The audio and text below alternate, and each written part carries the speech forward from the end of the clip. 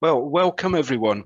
I'm Jamie Davidson, Head of Charities at Henderson Logie, and it's my great pleasure to welcome you to this webinar.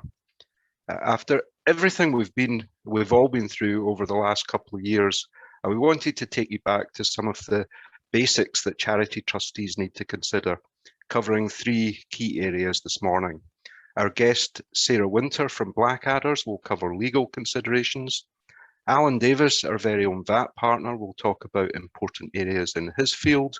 But firstly, Suzanne Kerr from our Accounting and Business Solutions Department will talk you through some key accounting considerations.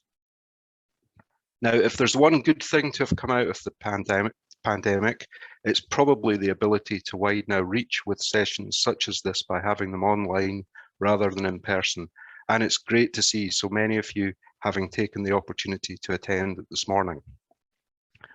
It also means that the usual health and safety announcements aren't required. So I only need to say that if you have questions, please use the Q&A function in Zoom, and we'll deal with as many as we possibly can at the end of the webinar. So with that in mind, I'll now pass you over to Suzanne.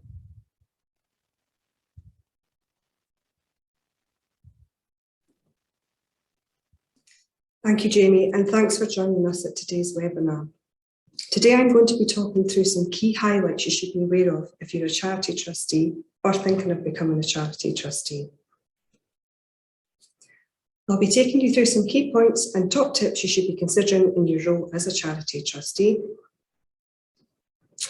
So when signing up to be a charity trustee, or if you're already a trustee, there are a few questions you may want to ask yourself. Do you understand the charity's objectives and how they actually being?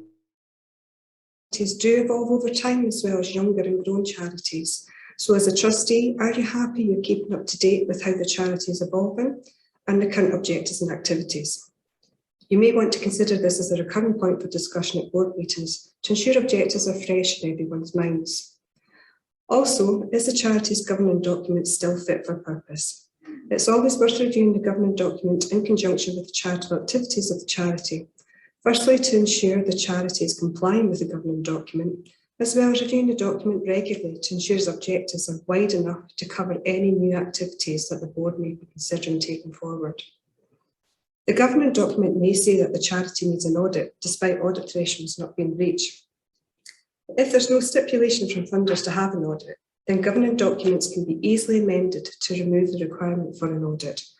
Often there are reduced costs for an independent examination compared to an audit, noting that an audit and independent examinations do differ. You may wish to review who currently sits on the board of trustees and how active the board members are. It's often good to reassess what skills the charity board has to identify where there may be gaps. Sometimes pulling together a skills matrix gives focus to that. Most boards ideally would have representatives in areas such as finance, legal, marketing, HR, and those sector-specific skills relevant to your charity. It's good practice to maintain a register of trustees' interests. This shows good governance, as well as having this information to hand for when the auditor or the independent examiner asks for them. Also, you should be reminding yourself and other board members whether an action is in the best interest of the charity. Is it in the best interest of the charity to have paid trustees, or would it be better to have a chief exec officer who would have more time maybe to devote to the charity, ensuring it operates well with the desired outcomes? Or is employing family members into the charity in the best interest, or could there be a more suitable candidate out there in the marketplace? It's always worth giving important decisions deeper consideration. As you can see from the slide on screen, all charities are required to prepare accounts, and they will need either an audit or an independent examination.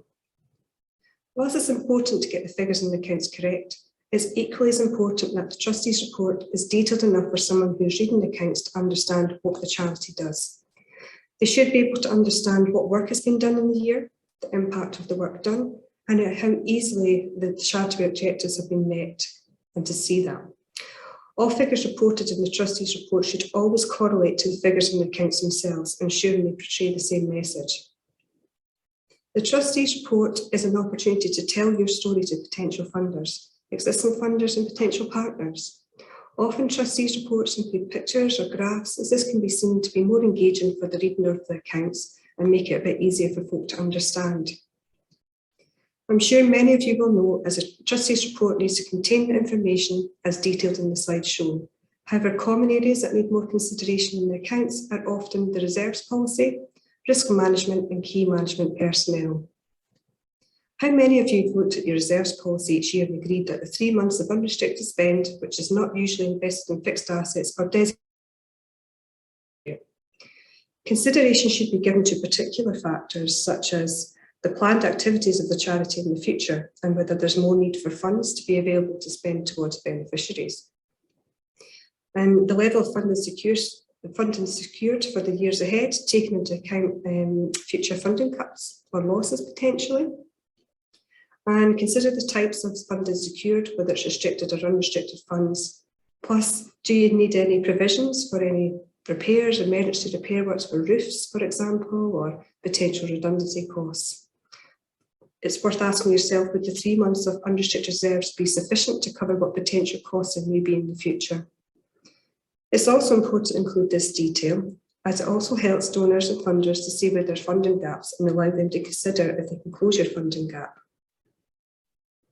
Also, how long has it been since you've considered the risks that are specific to your charity, and do you have systems or policies in place to manage those risks? Those risks may be the loss of grant funding, the impact of COVID, what's that done to your investment levels with the valuations, but also your dividend income, which is potentially reduced. You may also want to consider the loss of key people and staff retention, or if you're a grant-giving charity, what measures have been put in place to ensure the funds make it to the right beneficiaries. Also, compliance with GDPR, money laundering and safeguarding is important. There's a need to identify who you regard the key management personnel to be. Sometimes this can be clear if it's a small charity, as it might only be the manager or the chief exec and the trustees themselves and who they may be unpaid. But disclosures are required in the accounts in relation to employee benefits of the key management personnel, which includes salaries, benefits, bonus, employers' pension contributions and any termination payments. Earlier I mentioned restricted reserves when discussing the reserves policy. The slide on screen shows a small diagram of fund accounting for charities. Care should be taken to identify what income has a restricted purpose and what is unrestricted. Restricted income and related spend are required to be shown in the accounts separately, along with the opening and closing balances of the restricted funds, also including the purpose of each restricted fund held. This information is also important to keep hold of and have a record of for reporting back to your funders. And furthermore, the trustee should have sight of the financial information regularly, which will allow them to monitor the funds appropriately and make informed decisions as a board. An example of restricted income may be a grant run to run a project for 18 to 25-year-olds to teach individual life skills, for example, or a grant that has to be spent in a specific local area, such as Dundee, or maybe even to buy an asset, such as a minibus. And a designated fund is where the trustees themselves have decided to earmark funds for a specific purpose, such as roof repairs. This differs from a restricted fund, and it is treated within the unrestricted funds total of figures in the accounts. Charity income can be varied and include the receipt of government grants, grants from other bodies or charities, investment income and donations. When reviewing income levels and income types, consideration should be given to trading income and potential VATable income. Alan will cover that off in the VAT aspects in his session later. When reviewing the charity's income streams, there are 3 classes of trading that should be considered. Primary purpose trading, which is where the trade is advancing the charity's purposes, such as residential care home, providing residential accommodation, which generates a fee, or where a charity theatre sells tickets for a production. Ancillary trading is where the trade complements a charitable purpose. So it may be that you're selling care packs or toiletries for the residents in the care home, or you're selling refreshments to those attending the theatre production. And finally, non-primary purpose trading is where the activity doesn't advance the charity purposes or provide a public benefit. It's purely done to raise funds for the charity. So an example of this may be where there's a bar or a restaurant in a theatre where members of the public can attend, but they're not attending the theatre production.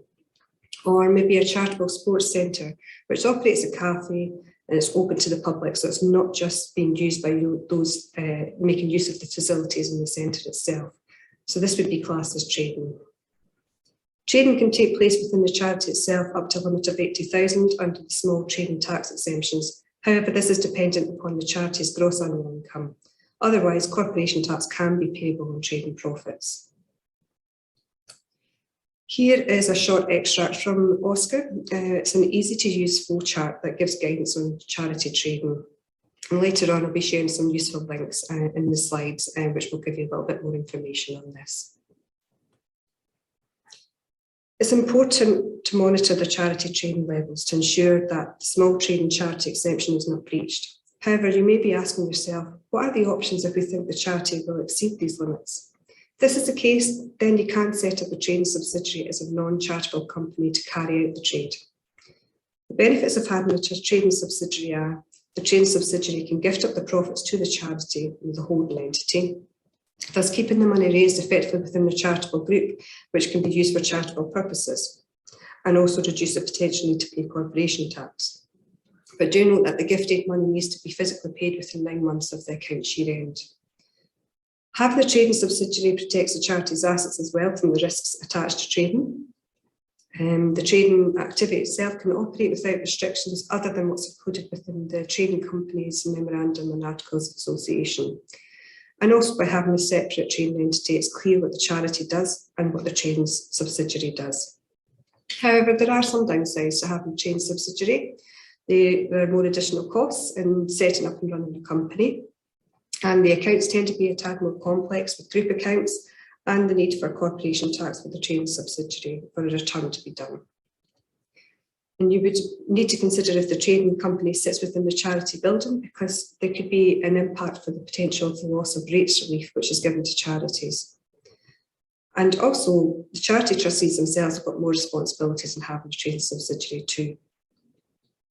What's really important is that the trading subsidiary runs at a profit, however.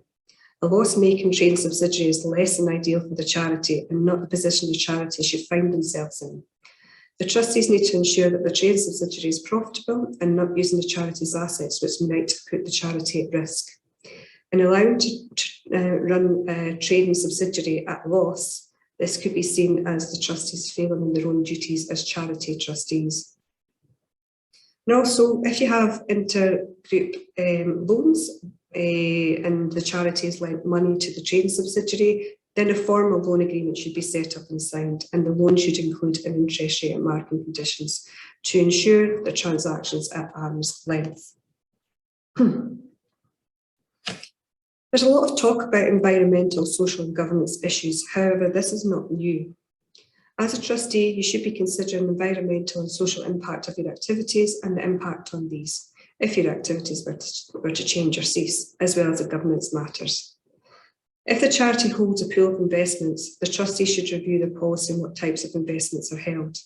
Some charities avoid investing in alcohol or tobacco, for example.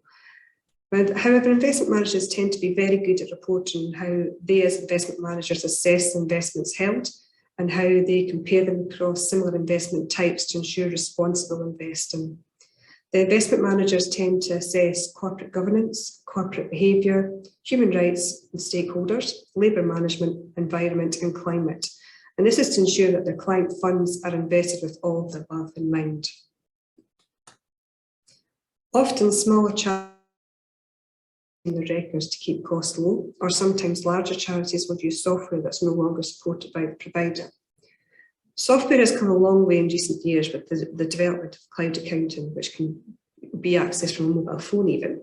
Packages such as Xero or QuickBooks are very user-friendly and allow invoices and receipts to be attached to the transaction itself, as well as many banks having the direct feed, which allows you to upload the bank transactions into the cloud package, and it saves you having to input each individual transaction into the system. The cloud packages have a similar function to Sage, if anyone's familiar with that. They allow you to track the restricted income and to spend, to report to funders, and also for the year-end accounts reporting. Good quality records should be maintained, including the retention of the paperwork, such as grant income, supplier statements and bank statements and so on. But much of this can be uploaded into the cloud package for ease of future access. And proper procedures should be put in place with regards to reviewing the accounting records maintained and controls. Most charities face the challenge of ongoing funding support, whether that be from grant support, from government agencies, or from other local grant-giving charities. There is funding available for many charities, but sometimes it's just known where to look. Funding Scotland is a good starting point, as well as reviewing OSCR's website for grant-giving charities that have the same objectives as your charity. Care should be taken to ensure that objectives align, though, as some trusts might only support in localised areas or maybe support education, poverty or certain age groups. Many charities may be applying to the same pot of funding too. However, maybe collaborating with other charitable bodies on projects can help with this, with joint applications and demonstrating a joined-up approach. Plus, funders often like to see that their charity has made an effort to secure part funding for a project themselves, and therefore I'm not looking for 100% support.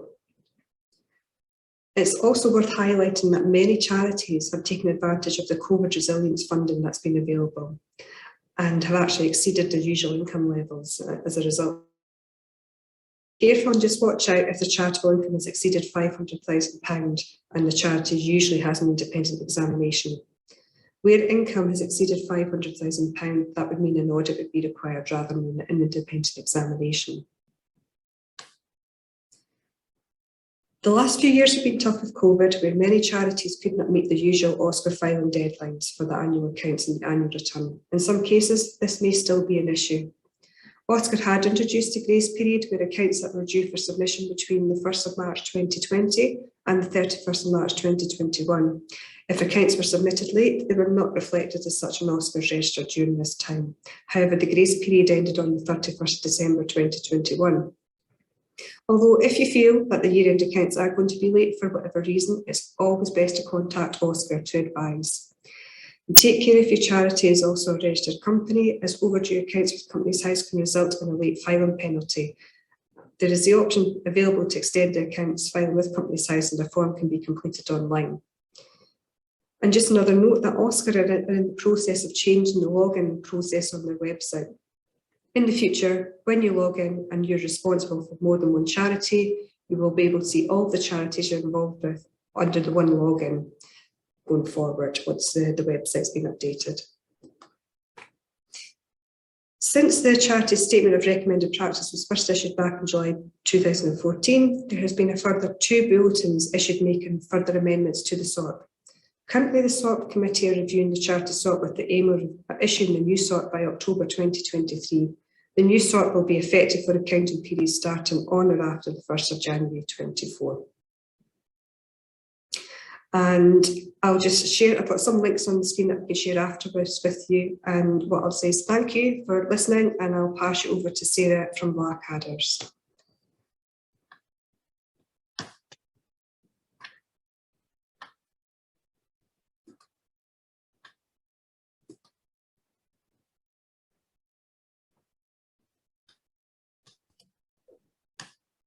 Thank you, Suzanne, and hello, everyone. I'm now going to cover some legal aspects and build on what Suzanne has touched on about duties and behaviours expected of charity trustees. I'm then going to talk about governance and finish by looking at the sort of situation which OSCR might become involved in.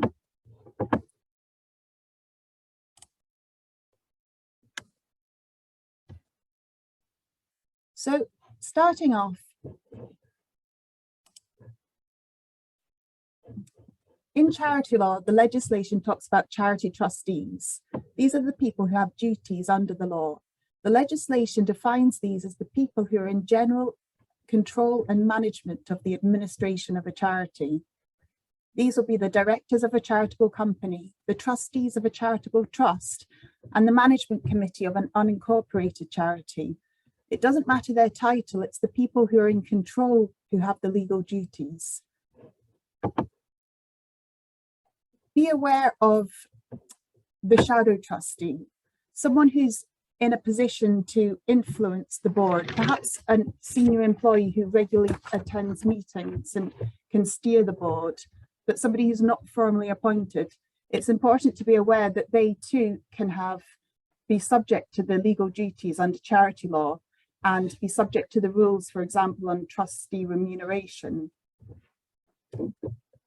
So moving on to what the duties look like.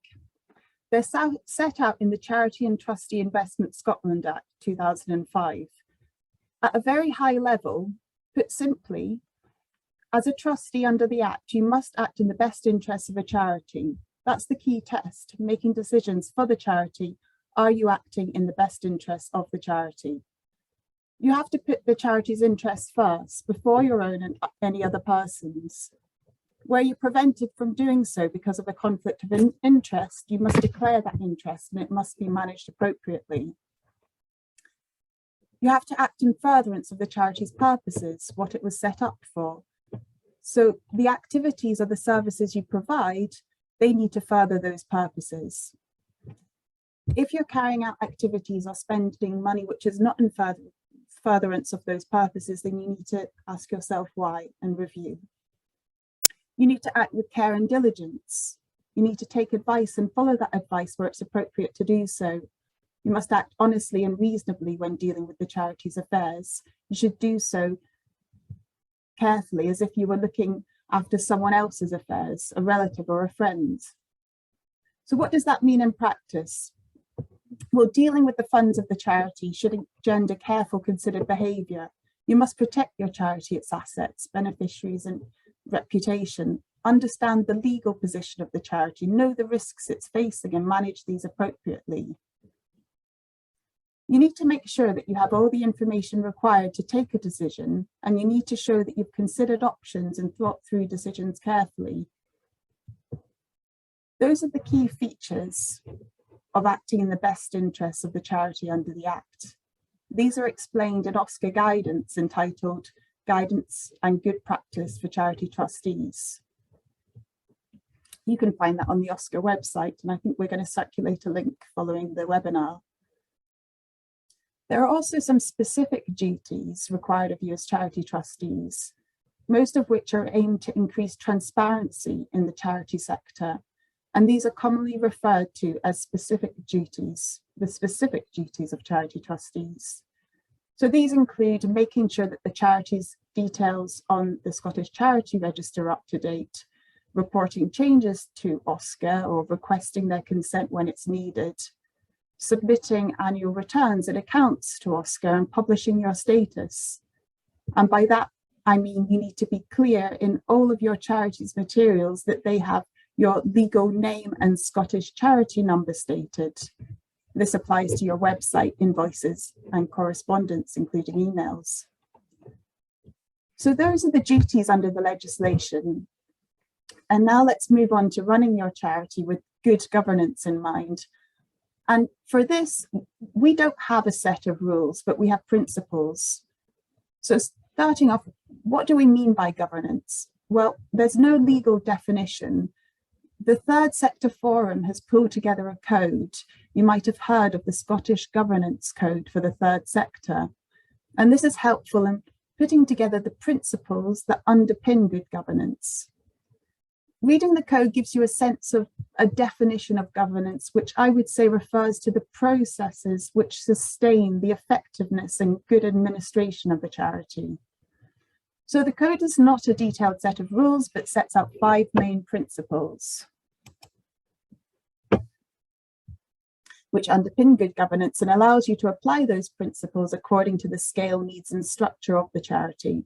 I'm going to touch on these briefly and add some thoughts from some perspectives I have from working with charities and at the regulator. So starting with organisational purpose. A charity's purposes are what the charity's been set up to do and should be clearly set out in your constitution. Trustees need to ensure that they understand the charity's purpose and act in a manner consistent with these and use the charity's resources for them. You need to review the purposes regularly. If you find that your purposes are no longer relevant, then these can be changed. If you've not looked at your constitution for some time, find this and make sure that you refer to it when making decisions. And make sure that you're telling people about how you're achieving your purposes. And this is where the annual report comes in, your opportunity to demonstrate what you have achieved in pursuance of those purposes. The second principle highlighted in the code is leadership. A well-run board is clear about its role and responsibilities and provides strategic direction. You need to understand what matters are for the trustees and what matters can be delegated. Trustees should always be there to make the strategic decisions, and how much they're involved in the day-to-day operations will depend on the charity. Another behaviour under this principle is that the charity needs to take a lead on promoting equality and diversity, so both in terms of the culture and reputation of the charity and complying with equalities legislation. The next principle under the code is board behaviour, and this is really about how people work together. A well-run board is where people show respect, openness and integrity. With regard to your relationships on the board, listen to each other and handle concerns appropriately.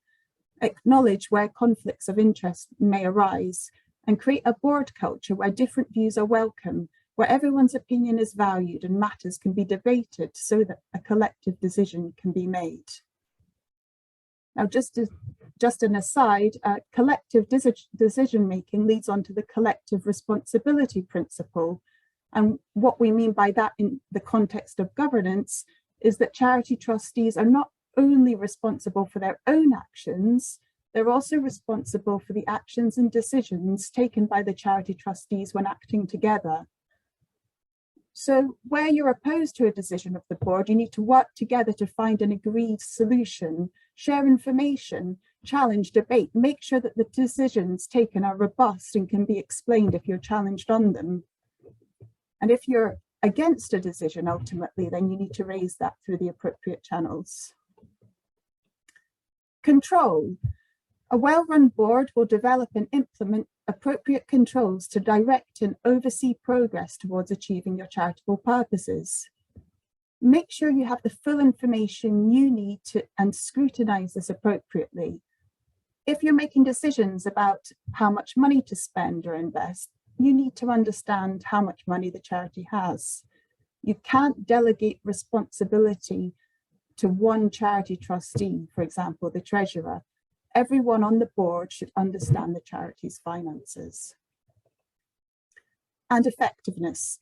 A well-run board understands its role and duties and works collectively to achieve its organisational purposes. Review your composition of the board and skill set. Do you have the right people on the board? Do you have a succession plan? For example, if you have a key trustee or employee for when they retire. Make sure your meetings have active participation from all. If there are people on the board who don't make contributions at meetings, have you looked into that? Is everyone collectively managing the charity and involved in the governance of the charity?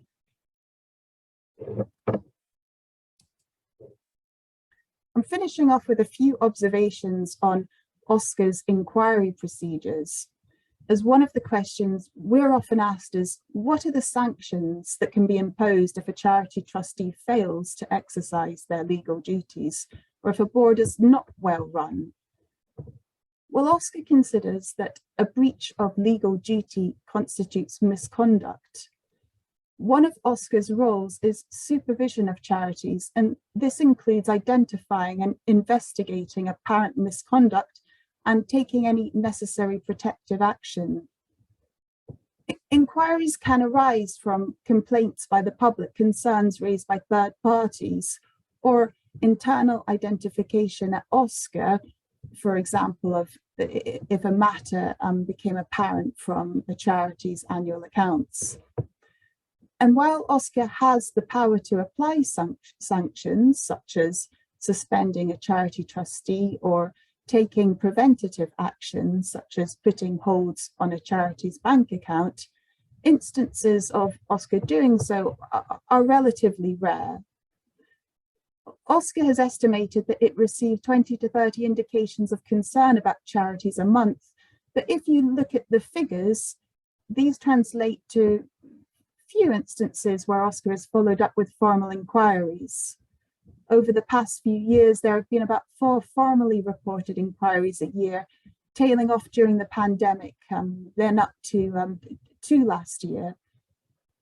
So why do why do so few complaints translate to formal inquiries or sanctions?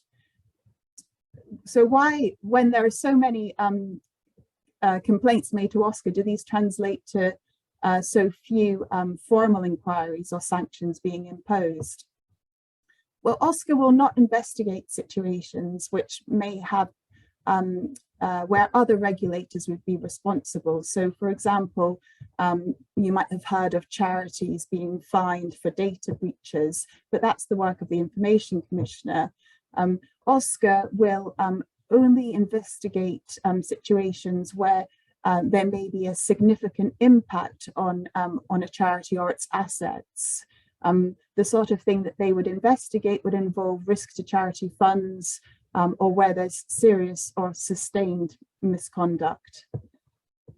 So to sum up, perhaps this relatively small number of cases over the years demonstrates that compliance is a priority for the sector, and that the sector is doing well when it comes to governance and regulation. I'm now going to pass over to Alan. Thank you.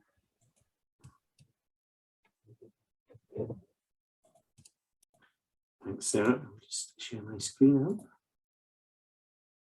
you see my screen? See it?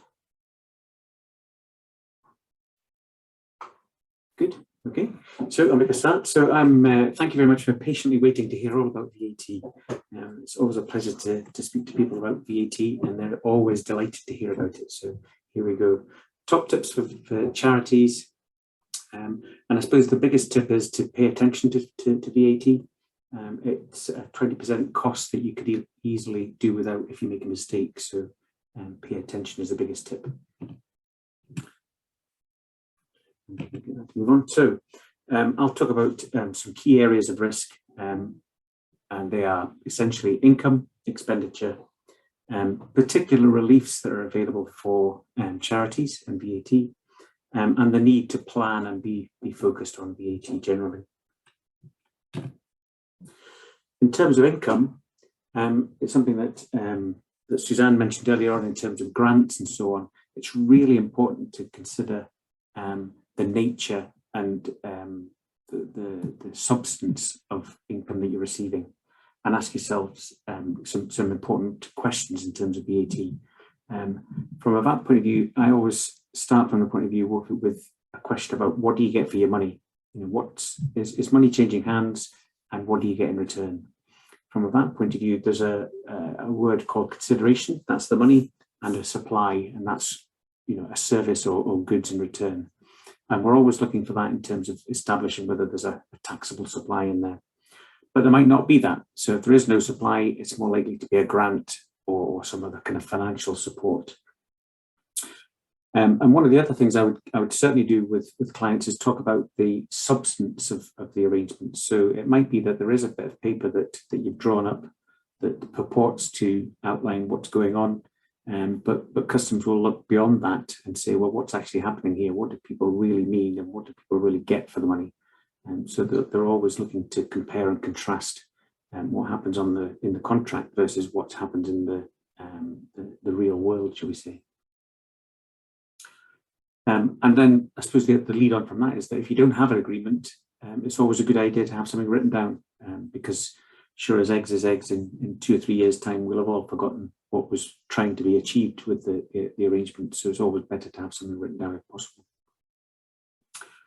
But if you're in a situation where some money changes hand and there is a supply of either goods or services, it's then really important to understand the VAT liability. And from a VAT point of view, there are a number of liabilities you can have. You can have the 0 rate, and the reduced rate, and the exempt schedule, which covers a number of items. And then the way that the law is written, that if your supplies don't fall into any of those, the supply will be subject to VAT, because it's written on the basis that everything's standard rated unless it's excluded specifically. But if there's no supply, your income will be outside the scope of VAT, and you don't need to charge VAT on that receipt. So I've just shown some examples of what sorts of things are exempt, 0, reduced, and exempt. in the charity sector, and some that will naturally crop up on a day-to-day basis. This is essentially based on the law. The way that the law is written is, as I say, it identifies things that they want to provide relief for. So it's written in a way that you could just go to the list and say, well, what is what I'm doing potentially relief from VAT? And in the context of charities, it's things like drugs and medicines, sales of donated goods. It's quite a kind of regular thing that we look at. So if you are a charity that receives goods that you can then retail or sell on, that sale will be zero rated. And that's got a real benefit that your income's taxable, and that allows recovery of VAT on costs, but you've got no VAT to charge to consumers. Things like the reduced rate and domestic fuel and power is useful if you're a charity that's maybe just grant giving. So you've got an office that's handing out money. You can have reduced rate VAT on the energy costs. And obviously at the moment there's the reduced rate for catering and attractions. So that applies to the end of March 2022. And then the other part is exempt income, and that again in the context of charities that might be supplies of land. So if you're renting out rooms or buildings, providing education, providing health and welfare, or delivering any sports activities, and particularly fundraising events, there's some exemption around that. With each of these, there's obviously going to be a bit more detail. So the question is just kind of identify the heading and drill into it to see if you can benefit from that. So that's the income side, and the next question is about the recovery of VAT on expenditure. And VAT is only ever recoverable where it's attributable to an onward taxable supply. Or subsequent use. So I'll show you how that works in practice. So if you identify that the VAT that you've incurred on costs is going to be used for a taxable use, for example, standard, reuse or zero, then the VAT can be recovered. But you might also be using costs for a mixed use. So you might have some overhead costs perhaps for a building that's used to make taxable and exempt supplies. That's called mixed use. You might have some costs that are only used for wholly exempt purposes, and you might have some that are actually non-business. So you might be a grant-giving organisation that's incurred some costs, delivered some grants, and not actually had any supplies, and that's non-business VAT. So the treatment of those is as follows. So if you're using it for a fully taxable purpose, you can fully get that back. So that using a very simple traffic light system, that's green. If you've got costs where the VAT is mixed for overhead type costs, that's partially recoverable. And for exempt costs or VAT attributable to an exempt onward use, that's blocked unless it's really small, and really small in this context is less than 7,500 per annum. And non-business is fully non-recoverable ever. So there's no de minimis limit on that one.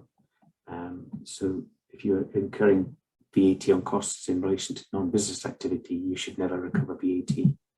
And things, just as an example of that, if you had an activity centre that laid on some free classes for kids, and you bought some pencils, and that was funded by a grant from a charity or local authority or something like that, the VAT on the pencils would be non-recoverable because the activity is free and non-business.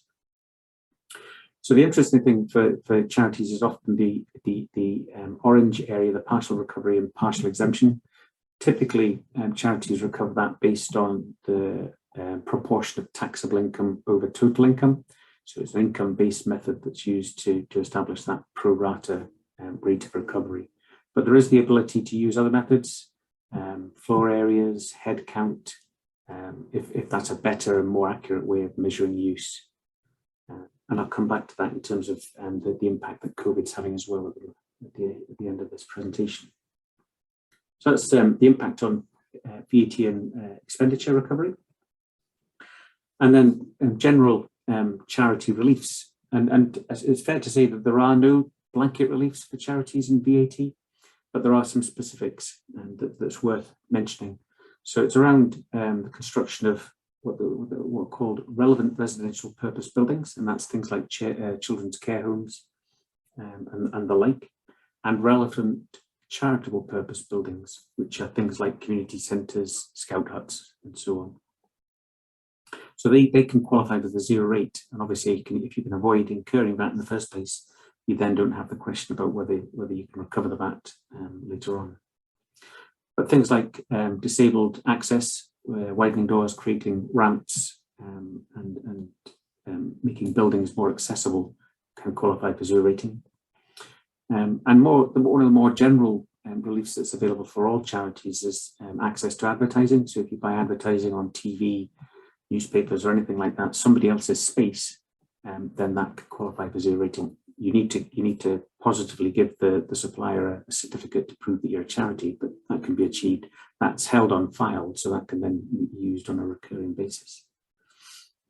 And there is a 0 rating available for things that will help disabled people, so adaptations for vehicles, ambulances, medical appliances, wheelchairs, things like that, again with a certificate, so the user will provide a certificate and 0 ratings available there.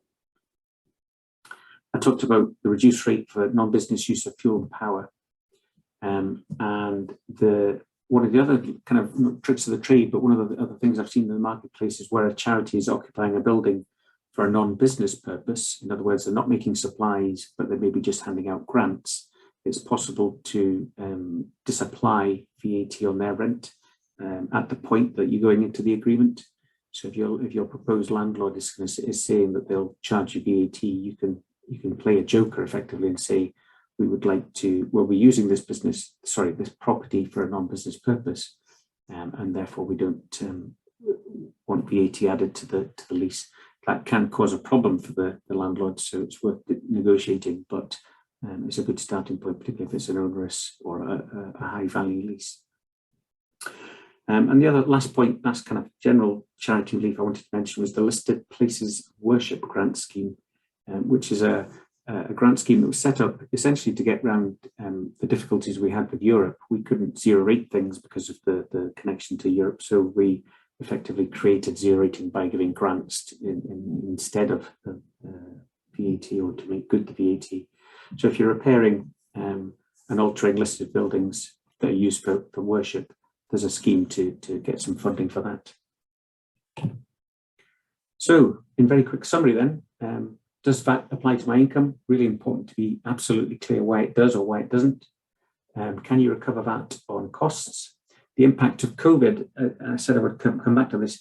There is, customers have unusually been quite helpful in this. They realise that the mix of income will have changed over the period of lockdown, so that if you're typically recovering, say, 50% of your VAT on costs, and because of COVID that drops, you can apply for what's called a partial exemption special method, and that might look back over the previous couple of years before that to get a better average, and essentially maintain your VAT recovery over the period of COVID. And that's what we've been very successful in getting those agreed with HMRC. So it's something to think about, that if your level of recovery has dropped, there's a chance to retrospectively agree a method that puts you on the same footing as before. Talked about the release that charities can access. And then the final point is really just to pay attention to VAT.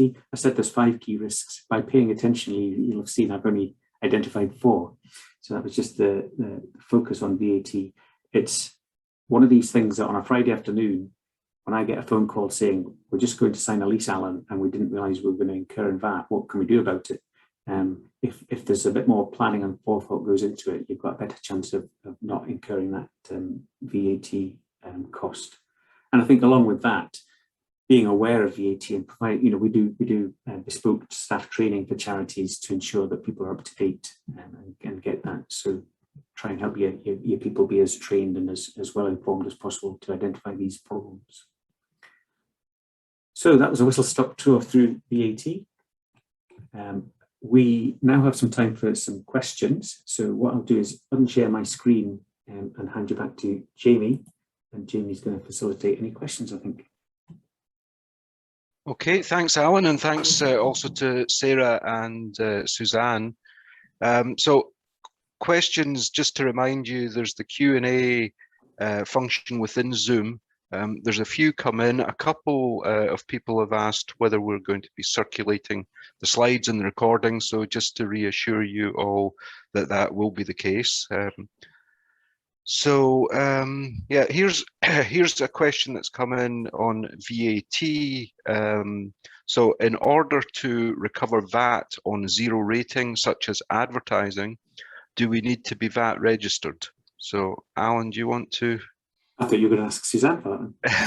So I'll pick that up, yeah. So the zero rating for advertising is available whether you're registered for VAT or not.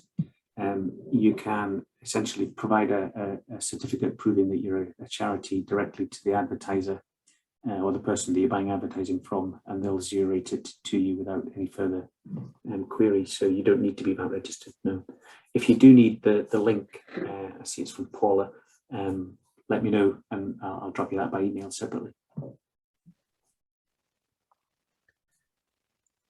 Okay, so here's one for Sarah. So Sarah, you mentioned a couple of Oscar cases, and we just wondered, or the questioner's wondering if you could maybe expand on an example of one. Yeah, I'd had a look at the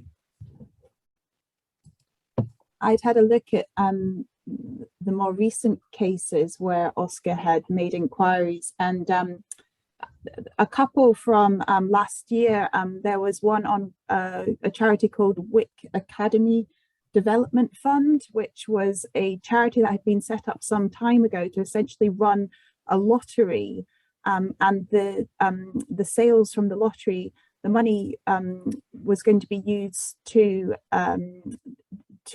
support the local area and good causes within Wick. But there had been issues with the charity trustees, and the charity had basically not been able to support any of these causes, and there had been quorum issues, and eventually Oscar had appointed a judicial factor to step in, and so that the funds can now be distributed. So that was an unusual case. It didn't really touch on trustee duties. There was another one which was the University of Aberdeen, where a significant settlement payment had been made to the ex-principal who was retiring, and this was far more than what he would be due under his employment contract. And the charity trustees were found to have not exercised their duties to act with care and diligence, and the decision to offer the departing principal this significant sum didn't represent good value to the charity. But unfortunately, it was not possible to recover that.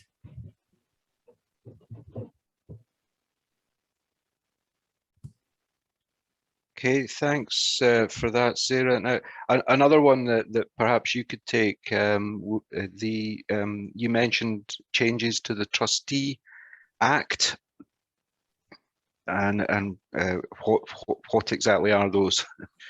Yeah, that's right. So this is in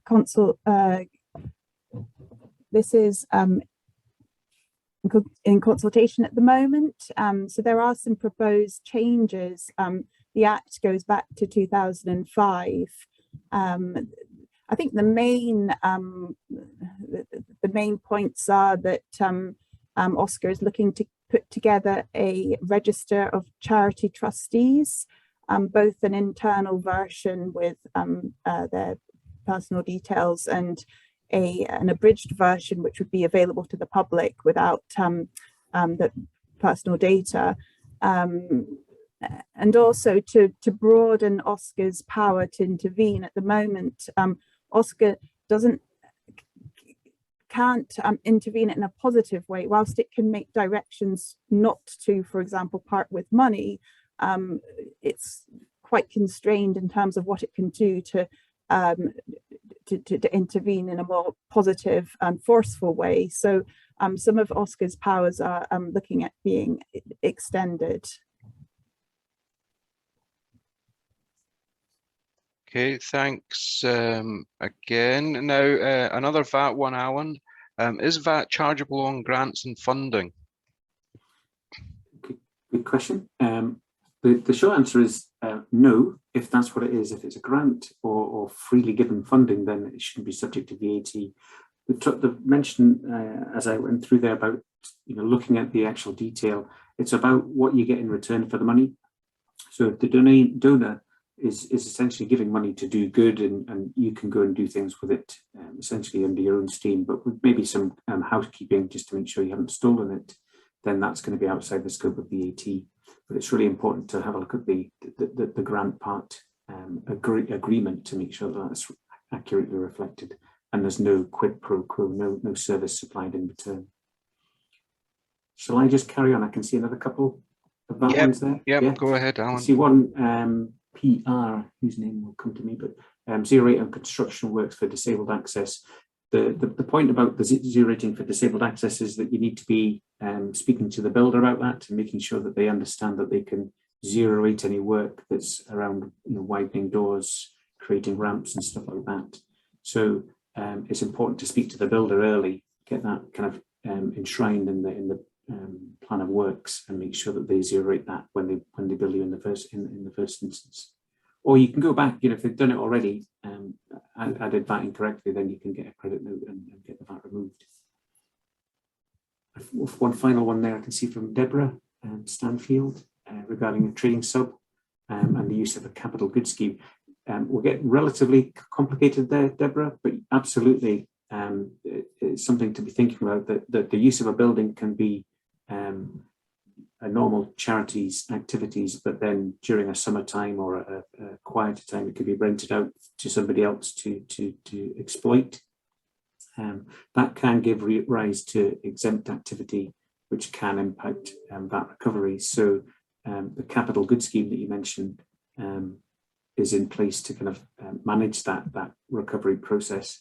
I wouldn't want to go too much further just in a kind of general discussion about VAT recovery, but absolutely the key thing is to identify that the mixed use of a building, taxable or exempt, and particularly in the case of large items, of capital items over 250,000, you need to be active, and that's part of the planning I was talking about. You're just being aware of it and proactive in managing that process. If you need to talk later in a bit more detail, then I'm happy to do that offline. That's okay. Okay, thanks, Alan.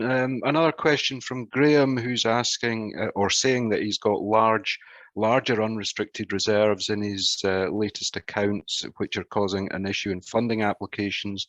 And can some of this reserve be restricted or designated? Well, the answer to that, Graham, is that it certainly can't be restricted, because any restriction has to come from a funder. So unless that reserve has built up with the particular restricted funding, then you can't restrict it. You could look at designation, but I would advise that you be careful with that, and you need to have a particular purpose in mind to designate the fund for. And also the other thing is you can't designate retrospectively, so that designation would take place from the point that the trustees make it. So you can't go back in time. Now we've got, I think, another question here about a register of interest. General question from Neil: any advice regarding register of interests? Don't know, is that one for you, Sarah? I suppose I'm thinking there of a register of trustees' interests. So most charities will have a conflicts of interest policy, so that matters which present a conflict for a trustee, whether that's in a personal capacity or in terms of any charities he's or she's connected to or businesses, it would be an opportunity to declare that interest, and then that would be managed, whether it means they excuse themselves from the meeting and decision-making process. So a register of interests, you would keep a register noting each trustee's other interests in terms of other charities that they're a trustee for, or businesses which they're on the board for, and then that would be referred to when matters arise. It's something that you need to keep up to date, which usually be the secretary's role there. Okay, well, one final question. Suzanne, you've not had too much to answer so far. Who would normally be classed as key management in your charity accounts? So your key management would really be those who are in control of running the actual charity itself, those who are planning and looking to the future for the charity and making the decisions effectively. And usually as part of that would be the trustees. But if you had maybe a chief executive, or if you had a manager who dealt with the day-to-day operations, who sat in on board meetings and helped make decisions, it would usually be all of those. Now, maybe not everybody within that group would actually be paid by the charity. As I think I mentioned before, that sometimes trustees, and often trustees, are not paid. It's a voluntary position. But for those who are actually employed by the charity itself, we would disclose their remuneration and any kind of benefits and so on. So the account would effectively say the key management personnel would be the trustees and the chief executive, and then we would disclose the total of the remuneration within the actual accounts themselves. Thanks, Suzanne. So that seems to have used up all the questions. One final call if anybody's got a last minute question. Nope. Okay, so that just leaves me to say thank you very much for your attendance. Thank you to all our speakers, and I hope you found the session useful, and yeah, enjoy your lunch.